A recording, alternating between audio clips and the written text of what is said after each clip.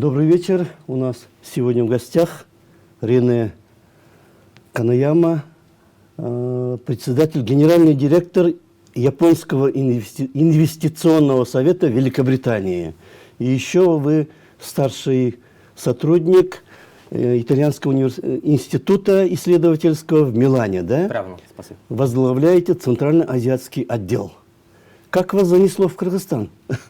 Знаете, вот Центральная Азия, она всегда означала для Японии очень такую близкую территорию по менталитету и по развитию не только деловых, а именно культурных и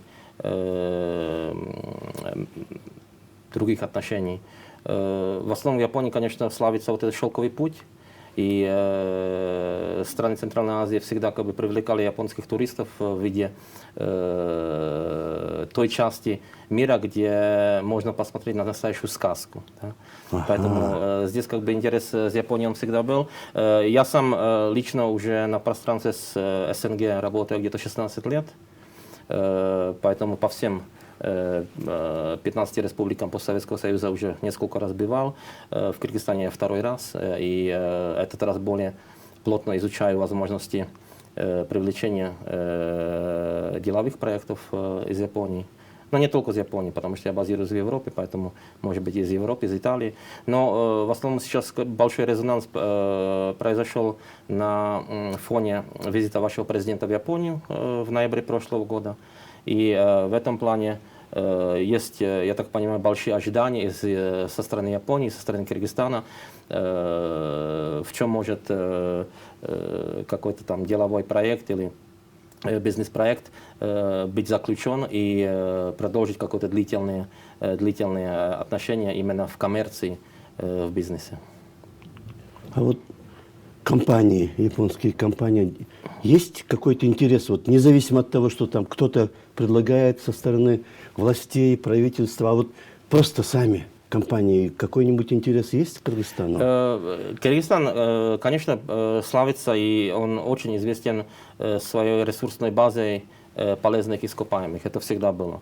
Все вот ископаемые, которые нужны для развития именно японских технологий, это не только золото, уран, а именно редкоземельные металлы. Мы про вот эти рудники, присутствие вот этих залежей давно знаем, но на сегодняшний день, я бы сказал, не только ресурсная база или полезные ископаемые являются как бы главным двигателем фокусирования японского бизнеса. Кыргызстан – это горный климат, это горное государство. И сегодня, когда мы смотрим, что ресурсы, как вода, даже чистый воздух, они становятся более редким даже и товаром, мы видим, что вот эта ресурсная база, которая выходит из гор, она тоже привлекает внимание международных предприятий. В основном, как бы, вот эта водяная база в Кыргызстане, она сегодня, наверное, более использована в целях энергетического потребления. Это гидроэлектростанция, и, конечно, Кыргызстан находится на апстриме водяных ресурсов, поэтому все вот эти другие государства в Центральной Азии в какой-то мере зависят от поставок воды с Кыргызстана. Но в дальнейшем мы видим, что вот эта чистая вода, которая стекает из гор, она в каком-то моменте в ближайшем будущем может стать даже очень драгоценным товаром, который будет нужен как бы сохранять и использовать в целях как бы снабжения населения и бутилированное, да? Ну, например, да, бутилированное. И тоже как бы горный климат означает природные ресурсы, это значит экологическую еду. Все, что касается пищевой промышленности, она может быть даже изучена здесь. Мы так понимаем, что уже давно в Японии импортируется много вот этих трав и разных растений с Кыргызстана, с которых потом в целях приготовления лечебных препаратов тоже используем. Поэтому здесь перечень возможных пересечении как бы, бизнеса, экологии, природы, ресурсов очень большой. И мы бы хотели как раз сейчас уже начать процесс конкретного действия и конкретных работ. Это очень долгосрочно будет, не просто вот это месторождение, а вот именно пища, да, даже вот эти, допустим, ну, грубо говоря, коровы или лошади, которые питаются именно на воле, не в загоне там, не где-то вот комбикормами, а именно на свежем воздухе и настоящей травой, да, в горах, если они питаются. Я, кстати, был, ну, на днях было очень интересно познакомиться даже с местным сельским хозяйством, как бы, с продуктами сельского хозяйства, именно скотоводстве. И знаете, например, в Японии конина, да, она ценится очень как мясо, но ей очень мало, да, она очень дорогая. Здесь, я так понимаю, что конины довольно много. И, как вы сказали, они питаются на тех травах, которые прибавляют мясу вот, особенный аромат, особенный привкус. И в будущем я не исключаю возможность, что даже вот производство как бы, мяса, это не только как бы, говядина, конина и другие виды, они могут быть использованы для экспорта на рынок, как японский. Было бы очень интересно, потому что кыргызы, они прямо с детства в этом растут, в этой среде, это и даже вот, скажем, в Турции не едят конину, например. Ага, вот как. Интересно, как, да? В Центральной Азии едят, и вот казахи, кыргызы точно едят. Вот, ну вот такая интересная. Но вы сами нефтегазовая, углеводородная вот эта отрасль, специалист сами, да? По этой? Я в том числе специализировался в углеводородных направлениях, это значит изучение геологической базы, залежей, обычно как бы для геологоразведки, потом использование вот этой базы для добычи. Все вопросы, связанные с транспортировкой углеводородных ресурсов и, конечно, использование или как бы даунстрим, где надо перерабатывать и потом уже поставлять на розничный рынок. Может быть, углеводородная база здесь, как бы в Кыргызстане, она не настолько большая, как в соседнем Казахстане, но тем не менее вот эти новые виды энергетических разработок, которые требуют не только уран, да, потому что я думаю, что атомная энергетика, она возрождается, и она будет более и более опять популярная по многим странам мира. Именно то, что я упомянул с самого начала, редкоземельные металлы, которые являются основным компонентом для производства всех гибридных двигателей и электромобилей, это тоже имеет свое место, и в будущем Кыргызстан может стать даже лидером в поставках такого сырья на мировые рынки. Ну, трудно вериться, но будем надеяться, если с японскими технологиями к этому подойти, наверное, это можно было, потому что большие компании были, большие предприятия были в советское время, они все сейчас разрушены по редкоземельным. И там много было инвесторов и из Канады, и из Китая, даже из Казахстана, и все это как-то никак не получается поднять. А здесь, здешними вот организациями вы консультируете их или вот пока только налаживаете связи? Я эту поездку этот раз я использовал для того, чтобы наладить максимум контактов новых, с которыми мы хотели работать. Вы упомянули, что, ну, может быть, в Советском Союзе было более конкретных разработок этих, ну, добычи вот этих редкоземельных металлов и так дальше, но и потом приходили вот эти другие международные компании, там Канада, Китай.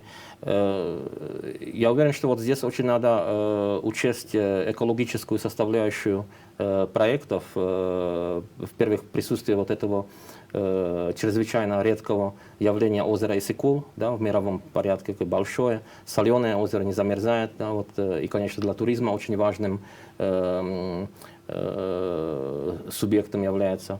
При добыче любого полезного ископаемого надо учесть вот эту экологическую часть и соблюдать те, не только вот международные правила, а именно соблюдать то, что здесь сохранено в стране. Это значит, вот эта экологически чистая вода, воздух, природа, горы, и как-то найти консенсус между деловым направлением и фокусированием именно на бизнес и требованием, чтобы вот эта природа и то, что у нас как окружающая среда сегодня есть, была сохранена, и на дальнейшее поколение тоже была возможность использовать не только как ресурсную базу, а именно как место отдыха и привлечения туризма.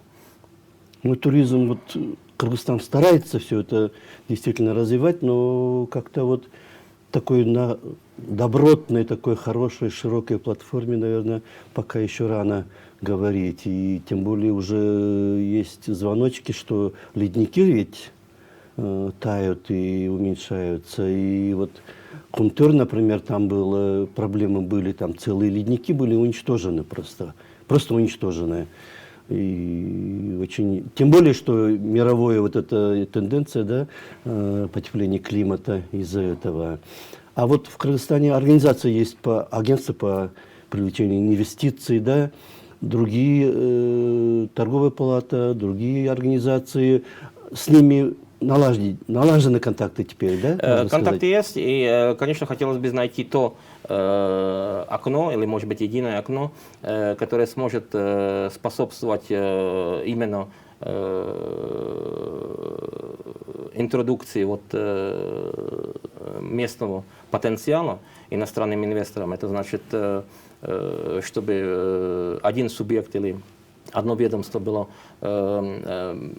назначено более как бы для вступительного шага для любого иностранного инвестора, и уже потом решать дальше, какие сектора, какие векторы направления, они потенциально надежные и имеют какую-то перспективу развития. Угу. Но вы говорите от имени своего офиса в Великобритании, в Лондоне. Или с японской у вас хорошие контакты, да? Ну, знаете, вот мы в первых расстояниях, как бы, и физическое, и ментальное, к Центральной Азии как-то немножко ближе Европе, чем Японии. Да, вот. Поэтому мы, поскольку уже работаем на пространстве СНГ очень давно, для нас как бы удобно работать именно на этой площадке с европейской точки как бы базы. Поэтому мы основаны были в Великобритании. Но, конечно, приход конкретных деловых проектов, он будет непосредственно из Японии. И, может быть, и даже с других точек в мире, где уже основались кластеры японских компаний. И в дальнейшем не исключаем, что будет интерес из других, не только Японии, а из других европейских стран. Кыргызстан в последнее время развивает очень хорошие новые дипломатические отношения с рядом новых как бы, государств и создание посольств и так дальше. И, конечно, приезжают делегации.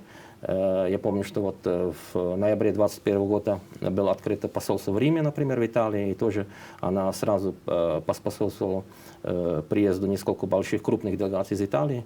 Поэтому в этом плане, я думаю, что надо развивать и дипломатическое направление, и экономическое направление, показать, что на самом деле можно, чем можно заниматься здесь в стране. Ну вот в последние годы, первые годы независимости, как-то вот интерес был, скажем, Запад, это общий термин, да. В последнее время, наверное, начиная со времени Барака Обамы, как-то интерес немного к Центральной Азии спал. Немного ниже опустился, потому что Россия как-то это все оберегает, не очень желает, чтобы это приходило.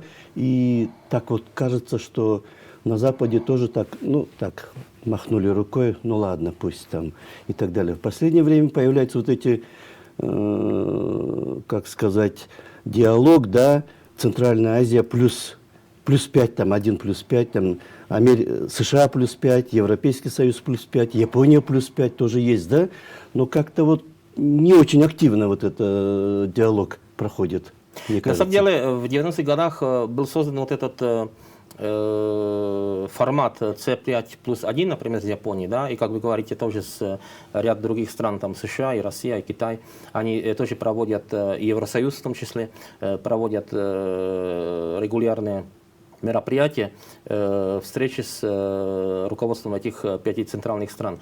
Сегодня надо сказать, что Центральная Азия тоже иногда означает C5+2, это значит Монголия, Афганистан тоже входят туда, потому что это тоже, опять же, Монголия большая ресурсная база угля, тоже такого углеводородного ресурса одного.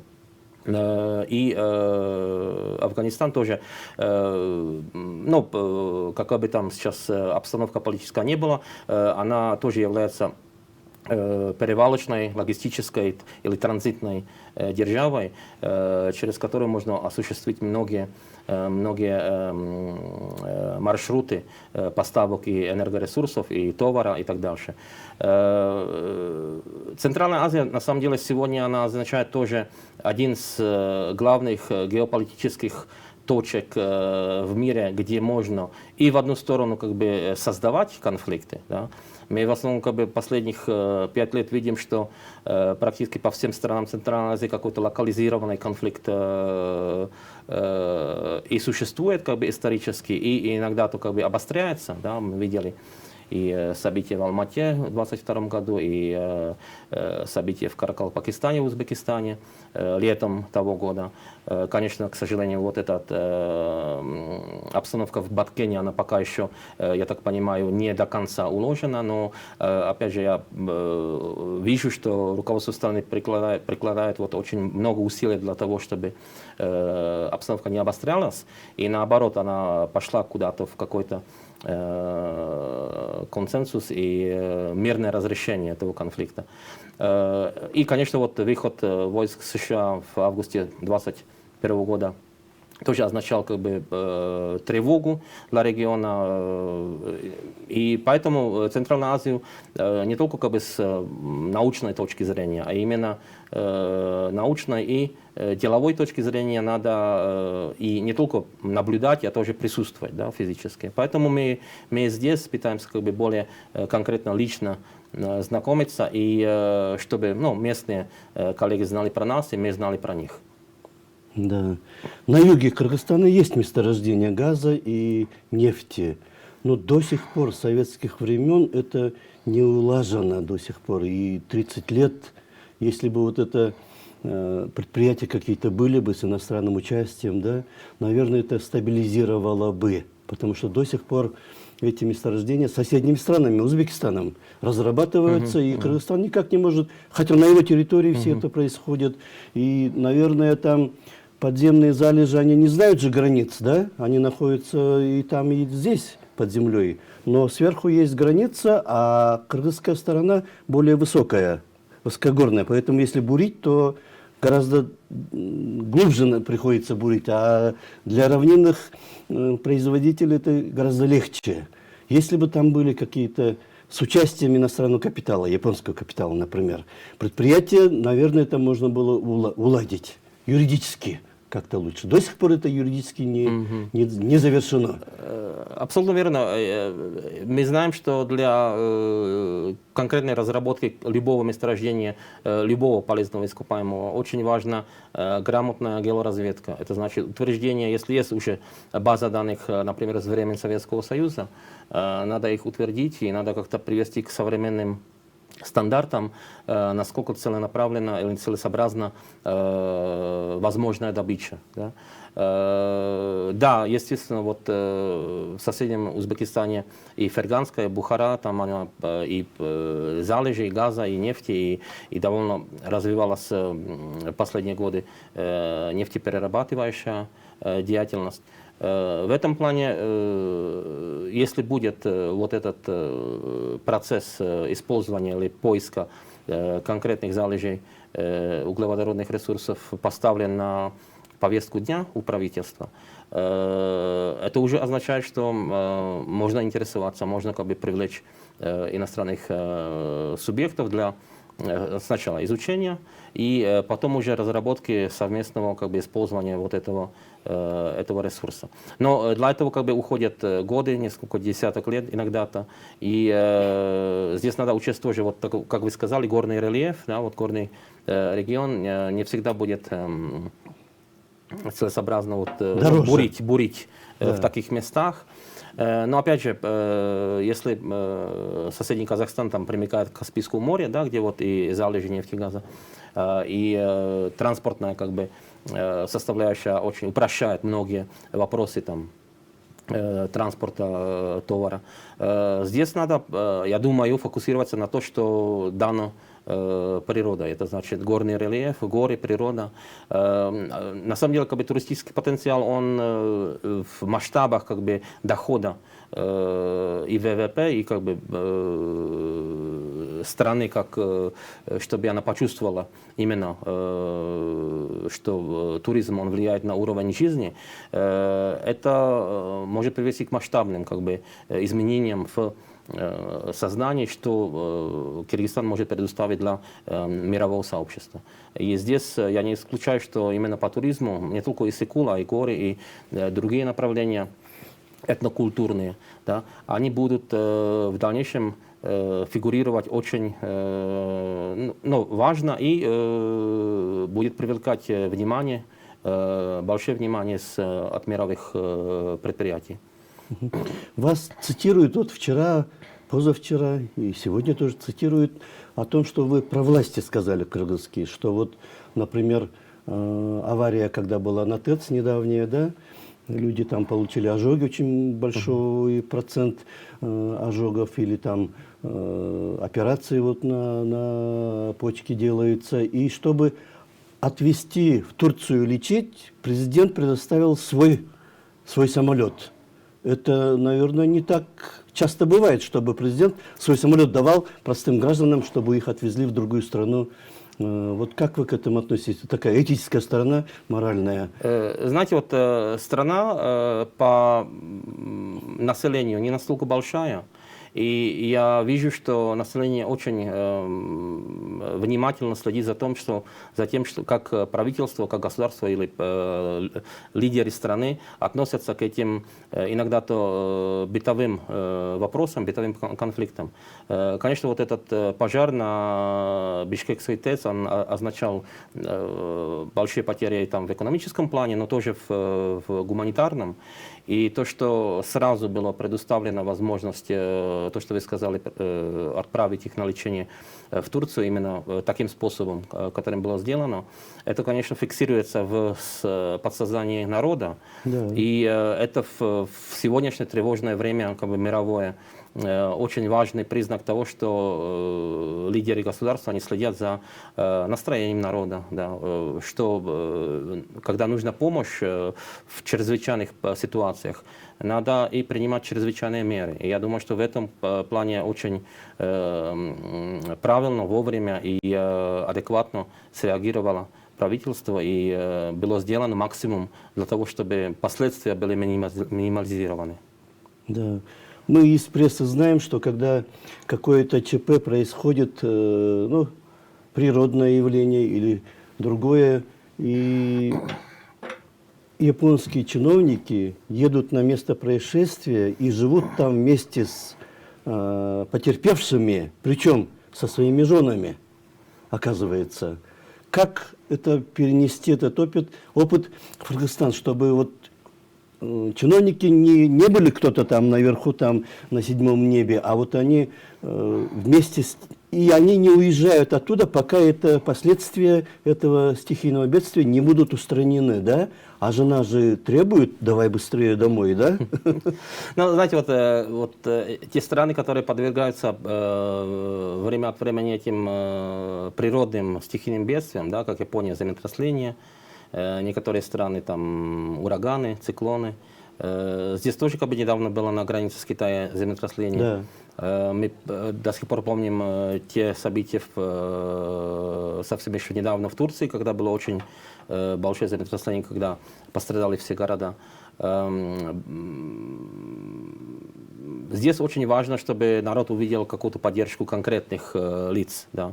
И в этом плане я думаю, что вот, как бы каждая страна делает то, что нужно, но, как я сказал, если население страны не так большое, любая помощь, любое присутствие, любое как бы, физическое показание себе на месте бедствия, она и ментально помогает преодолеть последствия и ускоряет дорогу к реанимации, возобновлению вот этого местности и жизни граждан. Поэтому, да, может быть, в Японии как бы, много вот этих землетрясений. Мы тоже в этом году начали с 1 января. Было довольно такое тревожное землетрясение в части Японии. Но с этим надо жить, справиться и как-то привыкать и работать. Да. Ну, перенимать опыт, вот это очень полезно, чтобы вот люди не просто вот отделенные были власти от простых граждан, да? У нас где-то 2-3 минуты остались, вот, что бы вы сами хотели бы сказать такое вот, что считаете важным? Знаете, вот вклад культурно-этнический или этнокультурный в отношения между Кыргызстаном и Японией, он уже сделан, потому что мы сами знаем про близость этих наций. У нас ученые уже как бы по анализу какого-то ДНК старинных костей, они уже определились, что мы на самом деле, наверное, отсюда выходим, да, вот вышли. Поэтому я думаю, что если опираться на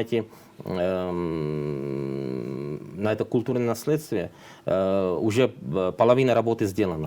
Сейчас надо как бы более грамотно сосредоточиться на эту деловую составляющую и найти максимум отношений, которые могут по взаимовыгодным условиям превратить вот эту ресурсную базу, потенциал, технологии, знания и так дальше в конкретные деловые проекты. Да. Будем надеяться, что связи, вот, которые вы здесь наладили со структурами, да, которые связаны с инвестициями, и ваши... Вы сидите и в Лондоне, и в Дубае, и в Милане тоже, да? Вот это очень, наверное, хорошее будет сотрудничество должно быть. Да. Спасибо вам большое. У нас в гостях был Рене Канаяма, он генеральный директор Японского инвестиционного совета Великобритании, а также старший сотрудник Итальянского исследовательского института в Милане. Да? Спасибо вам большое. Спасибо огромное, да, очень был рад. Да, спасибо. Спасибо большое. Спасибо. До свидания.